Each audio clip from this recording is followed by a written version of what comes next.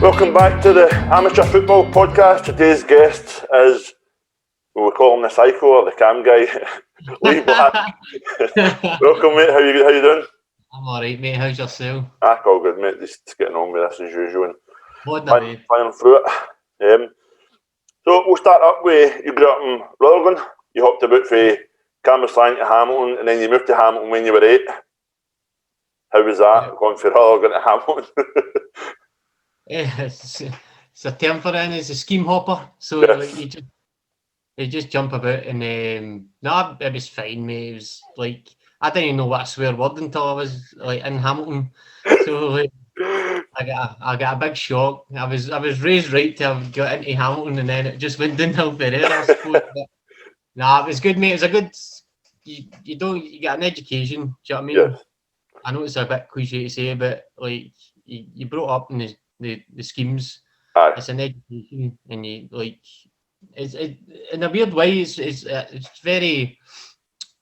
It's a very commune thing. Like everybody's close to each other. Like they didn't used to lock their doors and stuff, but you don't get that anymore. No, definitely not.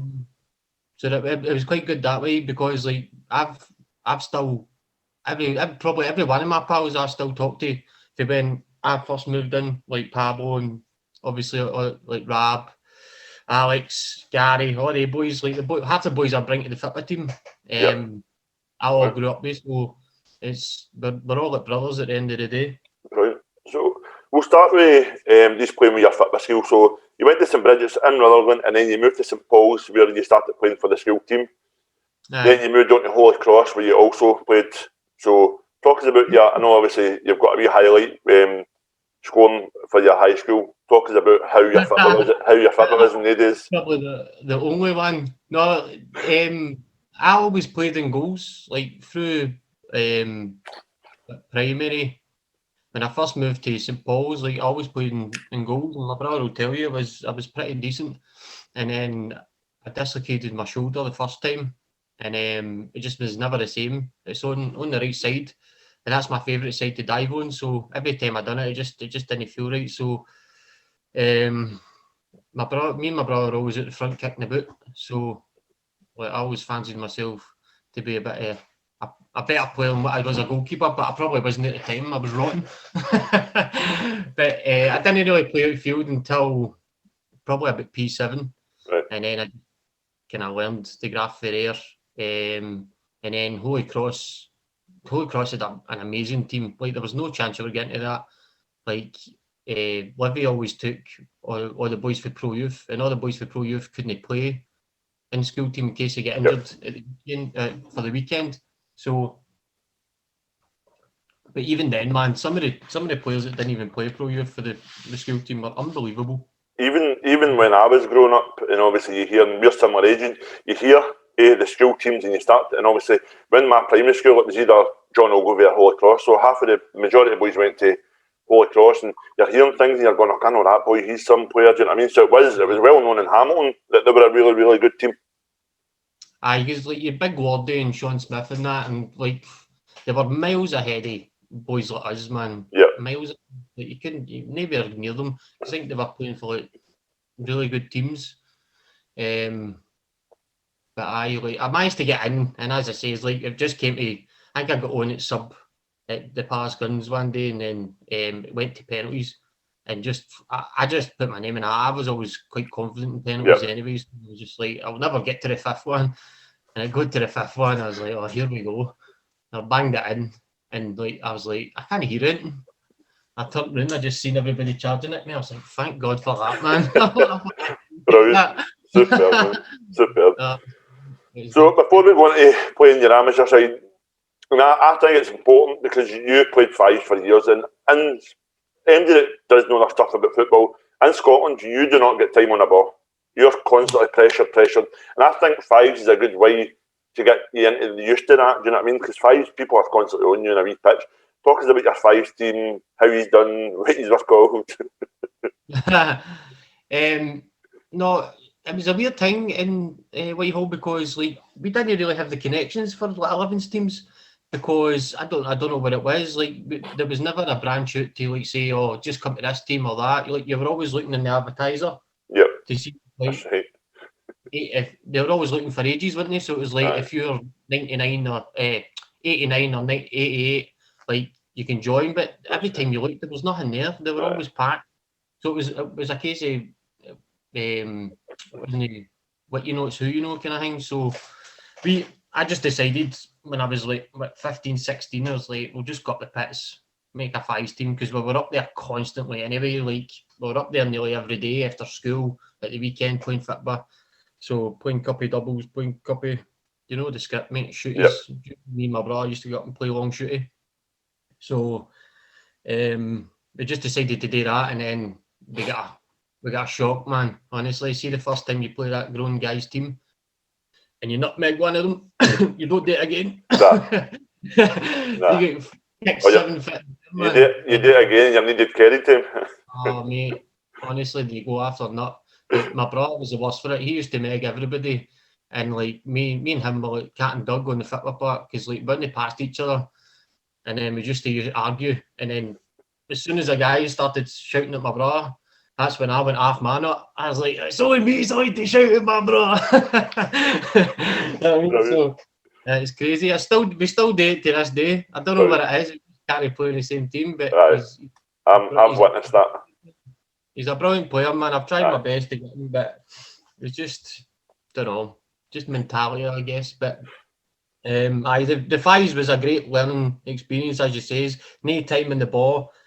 People that are 2-3 times the size of you coming through the back of you, like you need to learn how to hold up the ball. You would never know that by looking at me, but but that's what you're meant to learn, I suppose. But it was brilliant. I loved it. Called the Jackson 5. It was me, Big Mick, Brogan, Crunchy, Rab, Gary, myself, Pablo played sometimes, Big Ika, so we had a good team. But honestly, some of the teams used to play were unbelievable.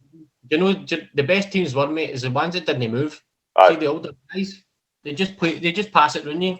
I always found playing older guys was, because they just read a game, they just know what's happening. They don't need to move, they can know that. And I hated playing it. You'd come up against old guys and people would go, oh, yes, here we go, and go, no, don't want them, man. Just read a game and they know. My dad used to tell a story, and he was up the pits, and he says they were playing. It wasn't up the pits; it was up fives tournament. And he says like my dad was a good player. He played at a good standard, and they had a good team. And he said it was all these older guys, like 40s and their 50s, and my dad's like that. They'll tan your ass here and get pumped. It's always the usual, isn't it? Aye, mate. No, great. It's good. I like when you hear the fives and all that, because I played them as well. Not that I'm any good, but they were brilliant. I loved them. That was your Sundays. Aye. So your first club was Aston Villa Boys Club in Uddingston. Aye, mate. Aye, that was. There you go. That was what age were we?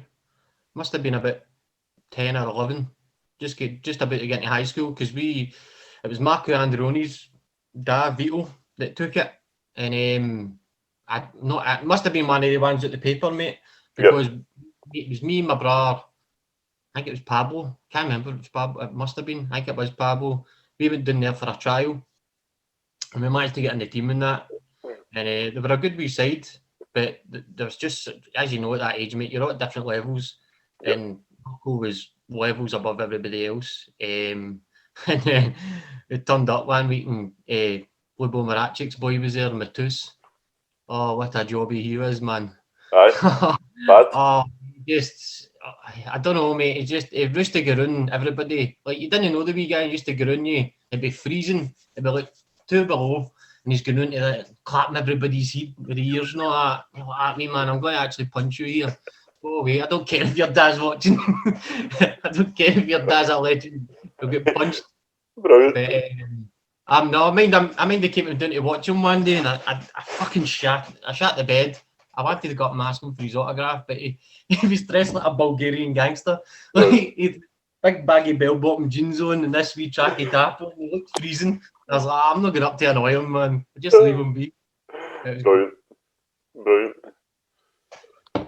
So you played left wing with him, that right? That's where your position was. How was that, considering where you play now? Well, I started from goalkeeper to left back to left wing to striker. I didn't really start playing on the wing till I started off as a winger at Calderwood for the first couple of games because I was quite nippy many moons ago, and I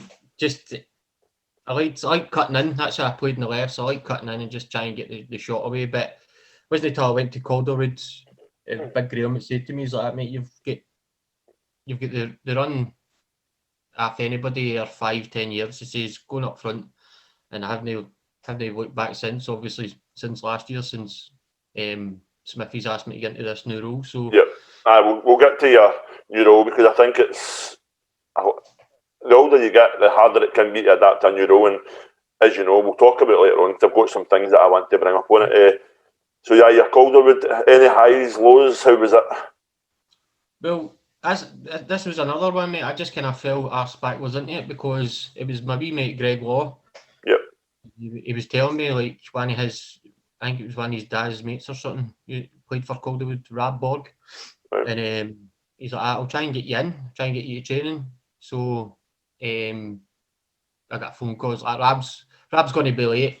If you knew Rab, it's typical Rab, probably eating a Greg's, and his brother Bungo came and picked me up. Me and Bungo ended up really, really close. He was a good big guy, big goalkeeper.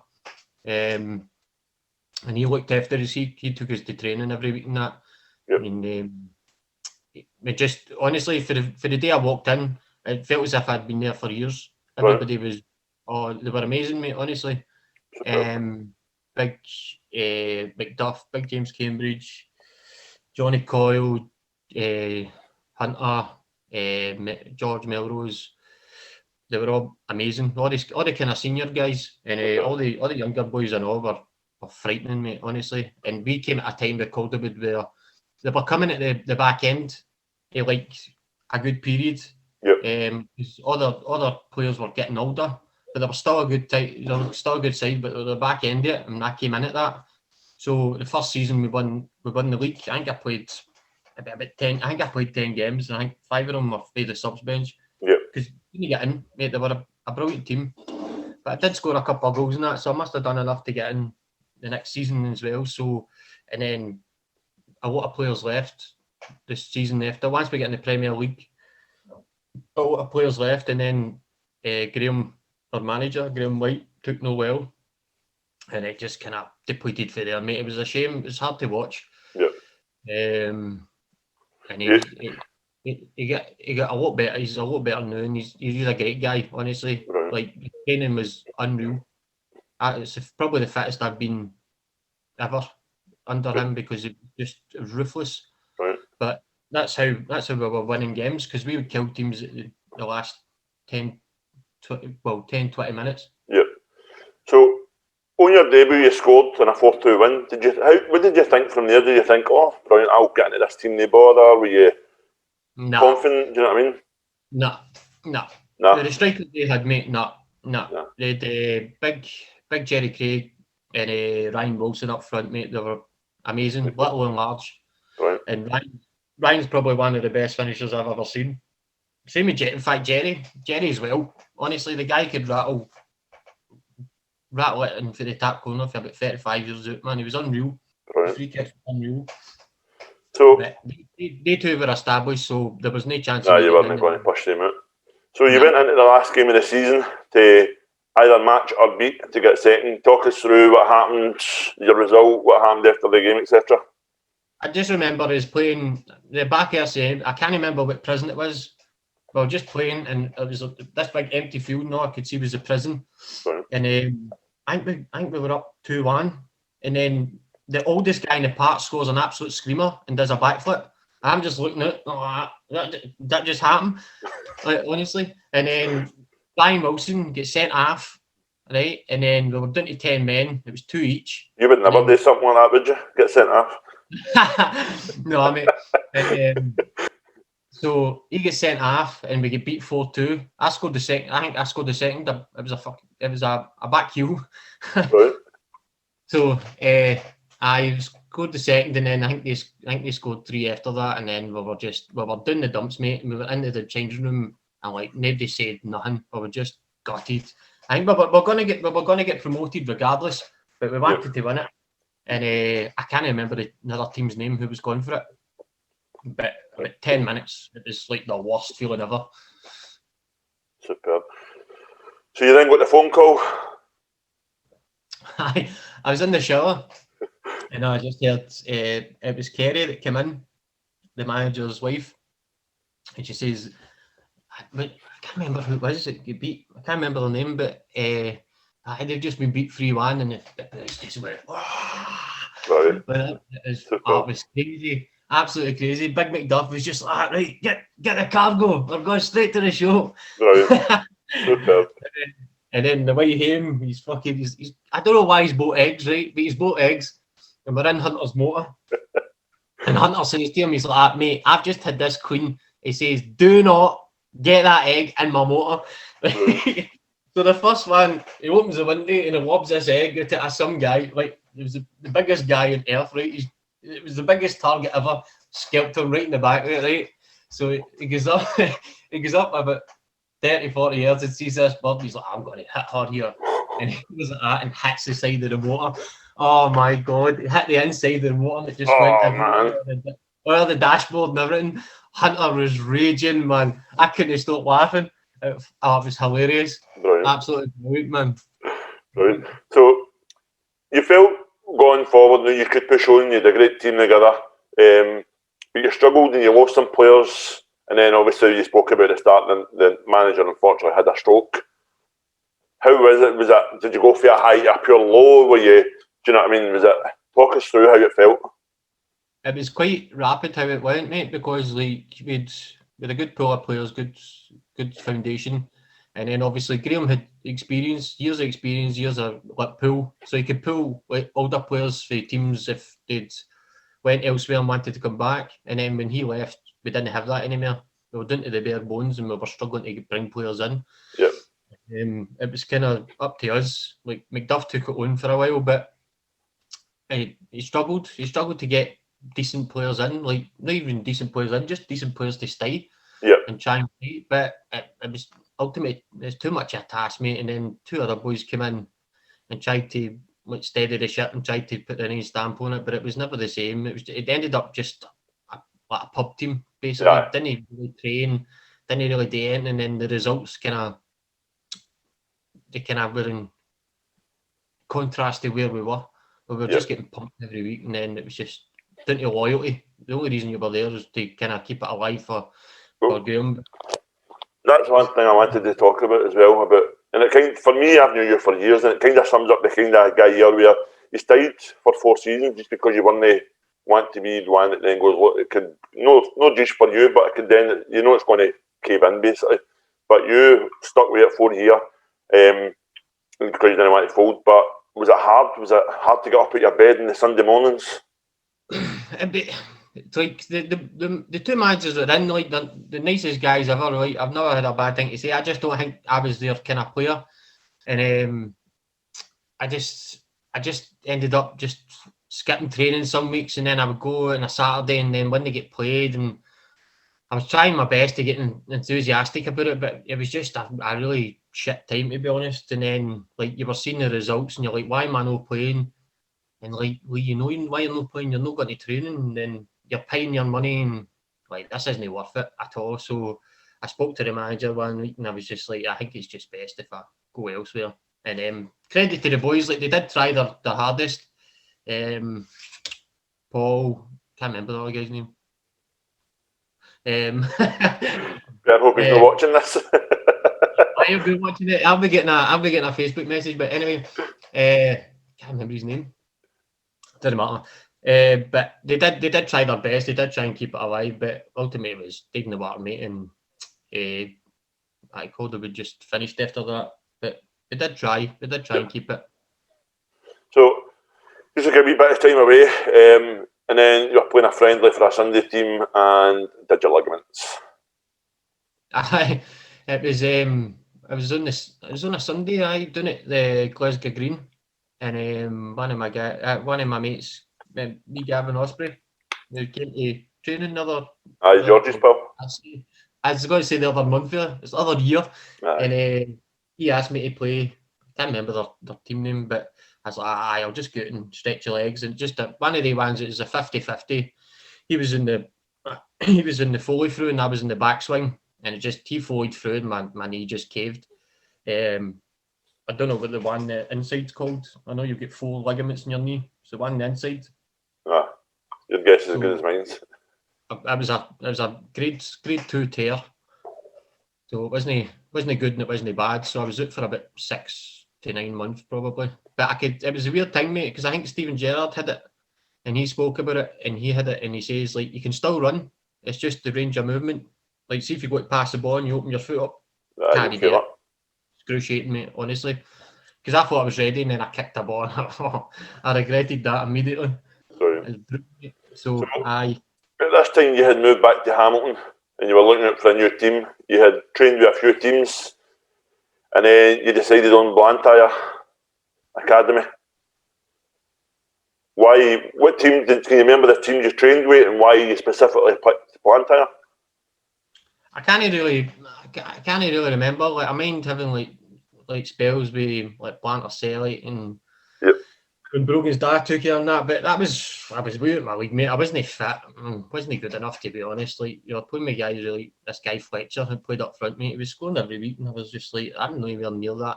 I was like, I know my limit. Do you know what I mean? You need to be honest with yourself. Yep. Sometimes and just say, like, I could probably get to that level if I was fit and played every week, but this guy was unreal. Was it Ross Fletcher? I can't remember his first name, mate. Wee guy? Like, aye. Aye, I went to school with him. What a player, man. No, mate, he was unreal. Aye, what a player. But I trained with him for a bit, and then I trained with Blantyre. And then I can't remember if I played. I think I played with Blantyre AFC. Is that who you're talking about? Yeah. Sorry, aye. Aye, so I went to there, and then I can't remember how I got there. I can't remember who brought me in to ask me to go to training. Yep. Don't know how it came about, but anyway, I got there, and what a team they had as well, mate. Honestly, like, remember wee Alan for Kilmarnock? I don't know if I've seen him. Well, he was on the bench with me because it was Big Dan Summers and Robert who was up front for them at the time, and there wasn't a chance you were getting in front of them, mate. They were an established, settled side, and the manager was he was a nice guy in that, but again, mate, I just don't think like that's his style of play. Like, I don't know what it is. Some managers take to me and some don't, and he just was the first time I was there. He played me quite a bit. I scored a few goals the first season I was there, but then he just stopped playing me for a bit, and I just lost interest. Once you're paying for money, once you're paying money and stuff, and I think I just had Aaron at the time as well.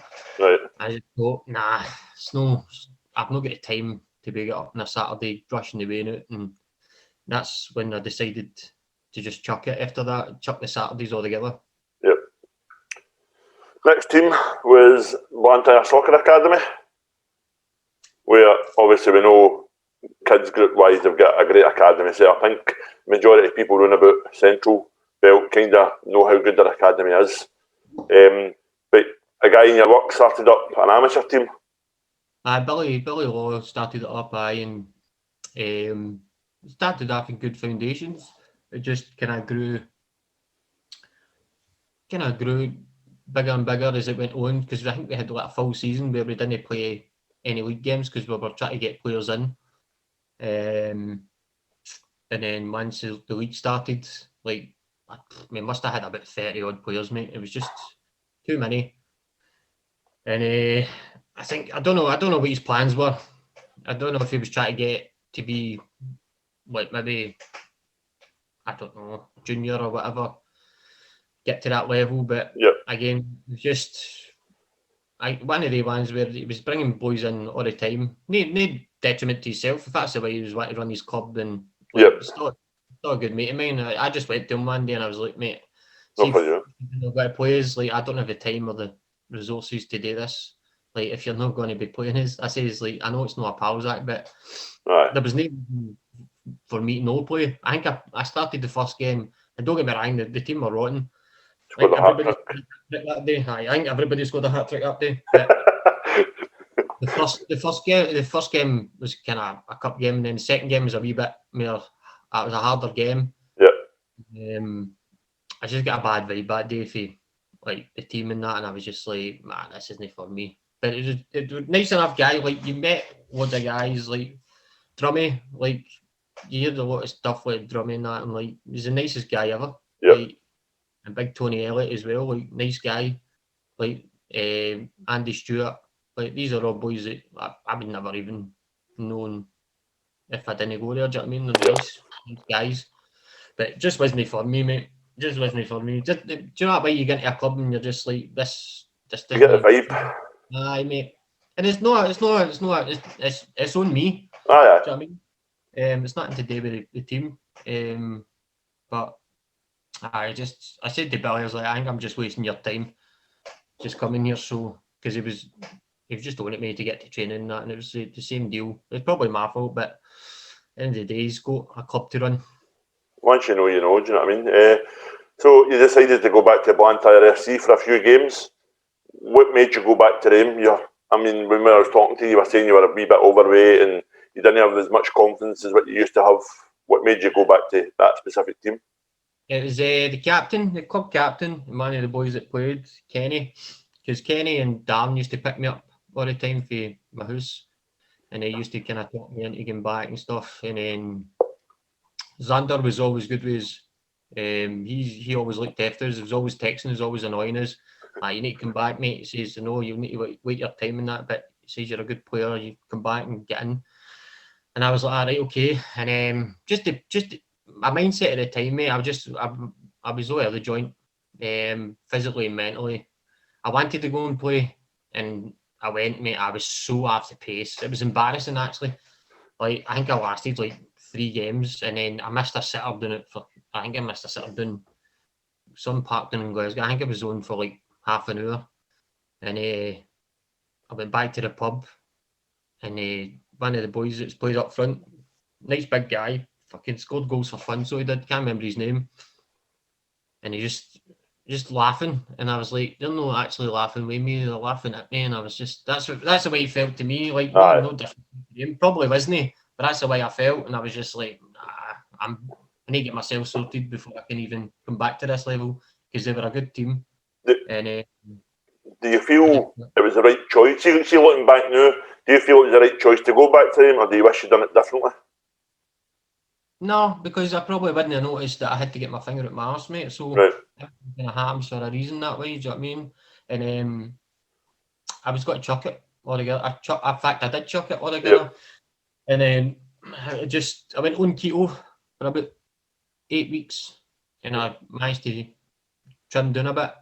And then it was Mick Murray that told me about, obviously, the Colts. Yep. So When obviously we were talking about it and about the overweight, I was really, really surprised because you're probably the fittest player in the Colts. Up there with Maher's. But I was really surprised. But so I will move on. So Mick Murray told you about the Colts. Were you why not? Or were you a wee bit hesitant? Or is it a kind of stigma about Sunday football? Well, it used to be anyway, that it's kind of a church league and all this, like when you play Saturday afternoon. People think that's the granddaddy, don't they? They think that's where all the good players play, but in reality, it's due to people's circumstance. People play on a Saturday or a Sunday due to work or weighing or whatever. So you're getting variety wherever you go. You know what I mean? You're getting different kind of abilities for everywhere. So like there was always a kind of stigma when you played Saturday that Sunday football was a lower standard, but it's totally no. It's probably some of the teams are probably better. Some of them are brilliant. So you came down to the Colts with Mick. I think you must have knew a few of the boys there already anyway, yeah? I knew of Smithy. I think I spoke to him maybe once or twice. I knew Big John, yourself. Fern and that. I knew Fern for years. Right. So I think Fern was quite happy that I was going to join, actually. He was one of the ones that was asking me back. So The kind of first game, as I said, mate, I was off the pace again, but I enjoy it. I started to enjoy it again. And then I just kept going back. And every week you just get better and better, and you've seen more players coming in. And you're like, it's just turning into a no bad wee team here if you can get one or two places kind of sorted. So I just stuck with it, and it was good because I was getting to the stage where I was maybe 29, and I hadn't really played in a team with my mates before. It was always like no strangers. Like I've got good mates now, but it was always kind of boys that never really knew. But with Mick and Brogan, kind of had that wee pact. You were on. It was weird. It was weird for day one. Like I always felt like my club in a weird way. Because sometimes you get to changing rooms and you just get a feel of the place and you're like, I ain't saying shit here. Yeah. Definitely. You're definitely right. And one of the things we've spoken about on a few podcasts is I've not played with hundreds of team, but I've never seen a dressing room like the Colts dressing room. Never. Just the way everybody is. There's nobody sitting in the corner quiet. Everybody's interacting. Everybody's walking about before games. You know what I mean? And having a bit of banter and the music. So I think I've never witnessed that before. No, it's well, you get your big personalities, didn't you? So you've got like Pablo, Oaksy, yourself. Aye. We'll call it a personality, aye. But no, you're definitely all right. So we'll go to your low first. Talking about your lowest moment when the heat kind of went a wee bit in one game. Let's talk us through it. When you talk about it, there's a few of them. Well, we'll talk about the one where you get sent off twice. Oh no, right, that was B. Ryan's fault, B. Ryan Gray's fault. But to be fair, I got him sent off as well. Because I think it was like one each. And the ball broke. It was their corner. And the ball fell to me and I've chested it down. I've tried to take it by the guy and he's read it and he's took it off me. And he's launched it right up the park. And me Ryan's fucking I didn't try and catch him. Looked him to the edge of the box, gets sent off, so it was my fault. He gets sent off. And then I think it must have been like 10 minutes to go or something. And the boys again, the boys took it off. Must have been having a howler. The boys took it off me again. I've just fucking kicked it him. And it was Stevie. You'll get no chance when it's me, Stevie, man. You're like, no chance. I just started walking off immediately because I knew he was going to send me off. And then I was walking off, and all he did was, "You baldy bastard." And he thought it was me calling somebody a baldy bastard, you kidding on? And fucking me, Ryan, is shouting, "You baldy bastard," to the ref. And he thought it was me. So I got 2 red cards. Raging, man. I get suspended for like 8 games or something. To be fair, that was one of the only few games I think I actually played for, and I was playing in that game. And I can remember having to run back, and see, because it all happened that quick, I can barely remember it. But it was mental. Crazy. Absolutely crazy. I just remember sitting in the dressing room like that. And Smithy got that to me, "Mate, you're going to get about 6 games." I'm like, "Nah, I'll get about 4. Fucking 8. Fucking 8. I think I played the next 2 games and then I didn't see the park again until about February. I think I get sent off in November. 2 months I was it for fucking Ryan. See the 2 months you were out, did you ever think about chucking it? No, I didn't. No, quite the opposite. Because I knew the place up there that I could make mine. Yeah. That I did make. And to be honest, we didn't really have the quality at the time. Nah, we never. Well, when I'm playing the team and you've got Kev Reid playing the team, there's no great quality. Yeah, Kev scored a very, very important goal for us. True. We're not want to get his seat too big, you know. So we'll talk about the accomplishment. I think the biggest one for the majority of players that play in the team, winning the league. How was that? That must have been some buzz. Well, when we won the league with Calderwood, as I say, it was totally different feeling because obviously I did play, but it didn't feel like. Obviously, I did achieve it because I was there every week. Yep. Do you know what I mean? The boys in the park need to do the job, so Yeah. the boys in the park need to do the job, so you just kind of feel as if like you're cheating a wee bit. You're like, get a medal. You're stealing a medal, basically. Even though you'll know, like, Yep. you're still gonna feel that way. But that felt like mine. I knew that like, I earned that because there was a lot of competition for that place, as you well know, at the time. We had very, very good strikers. Yep. And they So, were fine. Aye, obviously when we won the league, it was Mick Leith that had come in. How was he with you when he first came in? Was he, obviously you spoke about you had a few managers who kind of didn't like your style of play, etc. What was Mick like when he came in with you? To be honest, Mick was always really good with me. But he did say to me, he turned around and said to me, he's like, bringing Devon, he says, Oaksy and Smithy were flying, they were banging goals in. I think they were sitting stupid goals already. Well, Smithy was anyway. Right. I think he was sitting on 14 for about 3 months. And he says, I'm going to bring this boy in for one of my old teams. He says, you're going to have to work hard to get in this team. And I think the first game that he came and watched, I get sent off doing it. The Jokestein, remember? I was playing brilliant. I was playing centre mid and marking that wee guy out the game. And the wee guy just caught me in the nose, and I was just like, I'm going to fucking. But I couldn't even catch him. He was too fast. Like he hit me in the nose, and then he ran because he knew he'd hit me, and I was trying to go for him, and I tried to kick him, and I kind of skipped him. And I just walked straight off the park. My fucking nose was bleeding and everything. I was like, and then that was Mick Leith's first game. But he'd obviously seen enough for that game to say, like, obviously, you like what that's what he said to me. He says, you like what you seen. He says, obviously, you need to calm that shit down. But and then it got to the stage where I was on the sub bench quite a lot. And he said to me, he's like, mate, you're going to have to work hard to get back into this team. So I think I was suspended for 4 games that time. That sounds like I'm a pure maniac, doesn't it?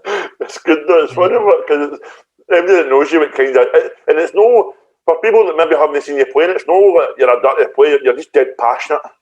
And you take it, and you take it right to heart sometimes, do you know what I mean? Too much, if you get what I mean. Listen, we've all played against players where you look at and they're these dirty players and you go, no, you're not a dirty player whatsoever. An angry player maybe aye, but do you know what I mean? For me it's just passion. I just don't like getting beat, and I dislike getting hit in the face even more. You know what I mean? It's just he's me. I don't think he's meant it, but it was just one of the ones you see. Like I did rag to a bull, man, and like once you come out it, and once I done it, I just walking by everybody, and I was like, oh my god, and then they get pumped. I was lucky I was at Jokestein because I was so embarrassed. I just walked home. In fact, I walked. That's right. That's right, so you did that. And I was like, mate, I'll just get you in the house. So you did, that's right, I forgot that. One wee point you made there, and it's that you don't like losing. I feel, maybe yourself with maybe one or two others, you drilled that into the Colts for the early start, because not that anybody likes losing, but you know what I mean, like you're building a team up, you go, right, look, we probably will get beat most weeks, but when you come in, I felt, no, that's not acceptable, you should always be angry if you don't win. Right. Do you know what I mean? No getting sent off in that, obviously, but no, I get what you mean, mate. Because like that was drilled into you at Calderwood. Because that's what I'm saying. We went into a winning side, so you get boys like Jane, like McDuff, Johnny Coyle. These boys have been playing for years. Dan Wilson, Ryan, like all these boys would drill it into you. Like it's no acceptable to lose. Like they're not losing, so that kind of get drilled into me and Marv for that time, and like the work ethic as well, like the training and stuff. That's how me and Marv are. Is like nobody likes going out running at fucking 26, 27 in the morning. Do you know what I mean? Like nobody. Like if it was easy, everybody would be doing it. But it's just once you're up, you're up. And like I'm like everybody else. I'm only human. Like some mornings I wake up and I'm like, I'm fucking doing this. But sometimes you just need to drag yourself out of bed, and once you do it, you feel 100 times better. Definitely. Once I got to the Colts, it was basically like, we're already really meant to win that, so it doesn't really matter. Aye. And then like kind of got to the point where I was like, I'm not here to get beat every week. Like, this is unacceptable. Like, the teams we were playing were not better than us, even though the depth of our team wasn't great. Yeah. The first 11 was better than most of the teams that we played at the time. So it was just down to mentality, I think. Yeah. Just ability. And then once we started building on the depth, then you seen what happened. So I spoke about you, but moved on. Won the league, celebrations, mental in the changing room. How feeling was it with all the lads that you had kind of built up a good team? I bet. Do you know what, like, I was sitting in the dressing room and I was like, right, so what's kind of next? Like, because we the kind of we competition going with all the forwards. That's right. Because the league tapped goal scorers at the time. I think the top three was me, Oaksy, and Smithy. In fact, I think that's where it finished. And the wee boy for Reese. Did you feel more part of it this time, because you're saying you were up there with the top goal scorers, and you must have felt more worthy? No, that you weren't worthy in the last one, but you know what I mean. You were more. You can enjoy this one a wee bit more. Aye, and that's what I was saying about Mick Leaf when he told me. He's like, I'm bringing Div in, and he says to me, "We're going to have to work hard." So that 4 games, because of where it landed, November, December, you don't really play games to January. So it wasn't until the February we started again. Well, I played my first game. Mate, I was in the gym near enough every morning, just doing everything I could, and it showed. And that's what I kept thinking when I was at the gym. I was like, right, this guy's not going to take my place as much as I like him. Like, you're going to have to do well to get in front of Big Oaksy, but I was just lucky at the time we were playing 2 up top. And sometimes the 3 up top with me, Smithy and Oaksy. So we were quite lucky that way, but I was just like, this guy's not coming in and taking my place. And then you seen what happened to him. He wasn't sticking to it. Do you know what I mean? Because he knew that it was too much of a job. But, so, no, it's good, but it's a good motivation, you know what I mean? So, club parted ways with Big Mick. Smithy then became manager. I think he tried a few games, but he's stopped playing now. He's now a full-time manager. How's it all changed for you? Have you seen differences in your game, etc.? Because Smithy's, we're big on fitness, you know what I mean? We're constantly pushing the fitness. Have you seen a difference in your game? Aye, 100%, mate. Aye. Even though Smithy's one of my good mates, like, he doesn't treat me like that. Like, he'll say to me, like, he'll text me, he's like, mate, I'm not playing you, or you're on the bench, or you're starting this week, or he'll tell me, do you know what I mean? He'll not treat me like one of his mates. He's good that way. I don't know what he's like with everybody else. He's probably everybody else's pal, but he doesn't treat me that way. But probably because he gets the best out of me doing it that way. I don't know. You need to ask him. I definitely think it was a good idea for him to stop playing, because he can't be 2 things at once. And he said that to him, getting dragged in 2 different directions. He says, I can't be your pal and your manager. And then he's like, the hardest thing to do is try to sub somebody and try and sub yourself on or sub yourself off. He says, you can't do it. You can't watch your game. So I think he made a very big decision on his part, because it can't be easy to chuck it, especially when you're joint top scorer the season before. Definitely. So my hat's off to him to take it on full time, and then hats off to like Fern and stuff doing the other stuff in the background, like yourself. And just, like, I think it's amazing what you do, because I can't see many Sunday teams doing what you do, and I think you'll see the labour of that, the labour of fruits later on, like 1 or 2 seasons from now. You'll see the benefits. You definitely, because we've got a goalkeeping coach, we've got 2-3 coaches now with Sim. You've got obviously the manager, and they all do specific things. Definitely, it's good in a way, because at training you're never short of coaches now. There's always somebody going to be there. Do you know what I mean? Getting you through it. So you were moved to attacking mid. What was your thoughts at first? I didn't think it changed that much, to be honest. Like, I played kind of midfield before, but a couple of games, like 1 or 2 games, you play all right, because maybe you're not playing like decent opposition, and you kind of stroll through it. But see, once you start playing the better teams, you're like, nah, I'm way off this, man. Like, it's just a totally different fitness altogether. Like you can play up front, and it's kind of short and sharp sprints, shutting down the ball. You're not really you're moving, but you're not moving constantly. You're kind of adjusting position. You're waiting until that opportunity comes, and then you're moving.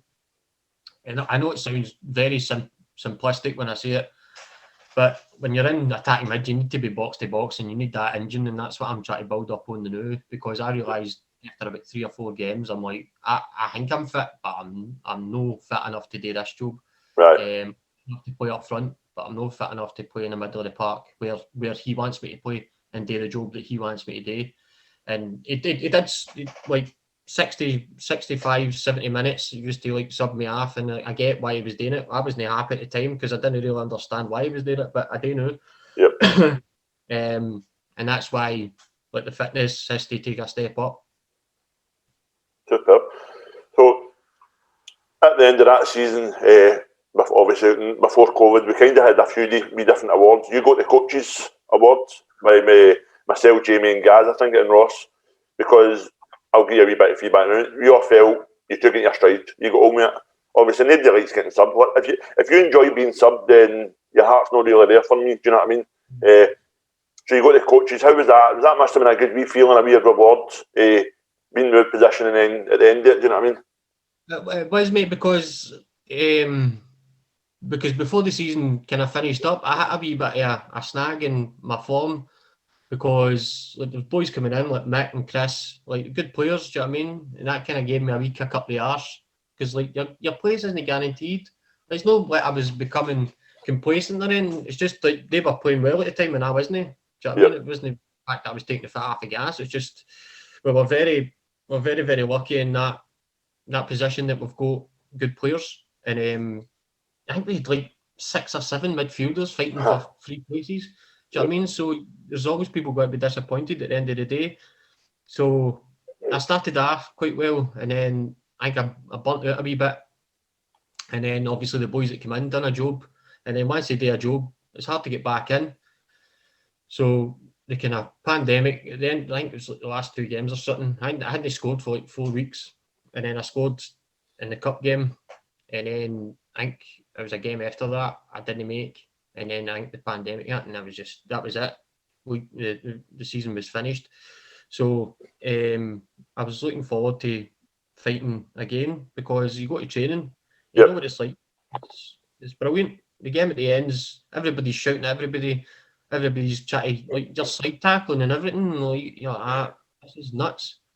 But that's what you want. Like you want people like getting in and like no obviously being daft about it, but I love seeing that. Seeing like I said this to Pablo before. Like see if you're watching a game, right, and it's a bit lethargic and everybody's just kind of coasting in your team and you're not getting very going. See, as soon as that ball goes and you see Pablo coming through the back of somebody, even though if he gets the ball, you just hear that crunch and you're like, right, here we fucking go. This is it. I've told him that before. I was like, that can go on, mate. And sometimes I need a kick as well. See somebody comes up the back of me.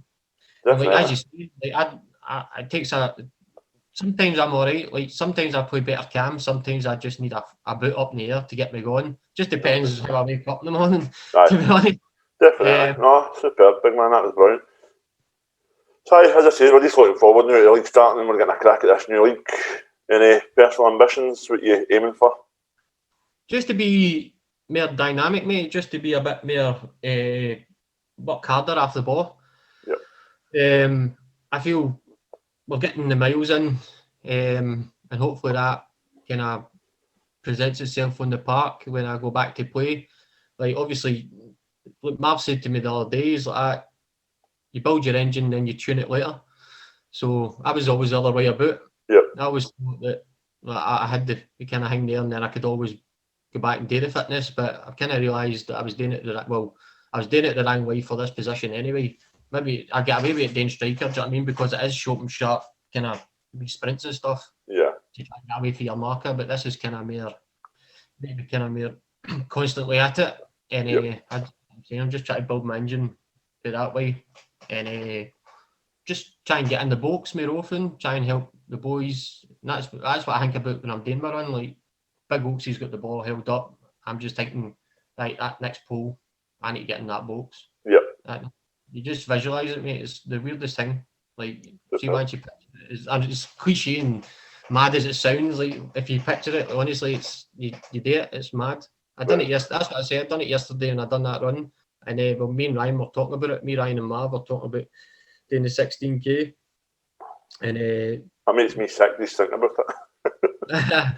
no, me and Marv done 11 on the Saturday, and then Ryan's been brilliant. Like, he's been texting me and stuff, and he's like, he's 5 staying wet. Know what I mean? He's fucking size of my left leg. So he was like, you can do 16, and I'm like, fuck off, no way I'm doing 16. And then I spoke to Marv, and I'm like, well, we done the stairs at the end of that run there, so let's see if we can keep that in. And then yesterday I was just like, no, that way I got to like 8, and I was at the edge of Strathie, and I was like, right, let's go, let's do it. I woke up Saturday morning and seen you and Marv had done it on Snapchat. I was like, I'm going back to sleep. I know, mate. I'm excited to see what Nick everybody's in come the start of April. Well, as you know, I like to throw in a few of the rugby fitnesses, so it'll be fun to see. Superb. So a wee quick ending on this one. We got a few wee five questions I've got for you. Just a wee short bit why you're picking this player. So, best player you've played with at the Colts? Consistency-wise, Pablo, but for just being an absolute beast, Big Oaksy. Okay. Quickest player you've played with at Colts? Be Ryan or Kev. Aye, I think a lot of people underestimate how fast Kev actually is. He's rapid, mate. I'm pretty sure they raced and Kev won. Aye, Kev is. Slowest player you've played with? Bruni. 100%. Tour Caravan. Sorry, big man. I love it. Best finisher you've played with? It's got to be Oaksy, innit? Yeah. And best manager you've had in your time at the Colts? It's got to be Smithy. Sorry, Big Mick. So this one, I've just got a few wee players, right? I just want you to give me one word for them. Right. And just quick fire, just off the top of your head, you ready? So, Marv. Machine. Smithy. Gaffer. Oaksy. Beast. Pablo.